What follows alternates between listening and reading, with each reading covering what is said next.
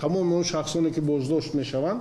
зариф ализода ваколадор оид ба ҳуқуқи инсон гуфт алайҳи 3 корманди вазорати умури дохилии тоҷикистон барои истифодаи шиканҷа парвандаи ҷиноӣ боз шудааст.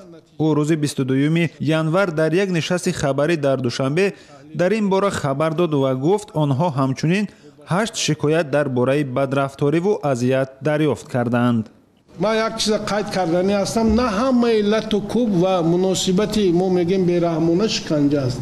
танҳо ҳамонаш аст ки агар мақсад гирифтани нишондод бошад, мақсад гирифтани ягон чизи маълумот бошад, ё нисбати худи шахсе ки вай боздошта, ё нисбати наздикони вай.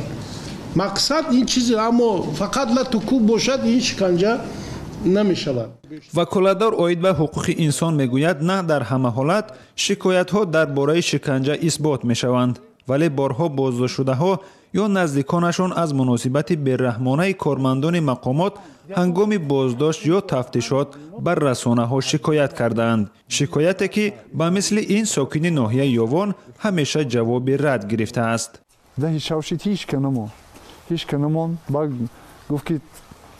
یر قصاخانه برالی همشه میگه همشه به کالا میگیره مردی لیلی به کالا میگیری. ҳама гуна шикоятҳо бо вуҷуди он ки борҳо расонаӣ мешаванд дар ниҳояти амр ё исботи худро намеёбанд ва ё ҷабрдидаҳо аз идомаи баҳси додгоҳӣ даст мекашанд.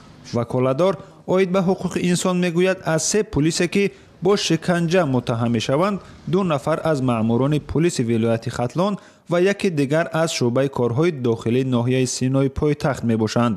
аммо Зариф Ализода нагуфт ки онҳо дар кадом ҳолат аз шиканҷа истифода кардаанд.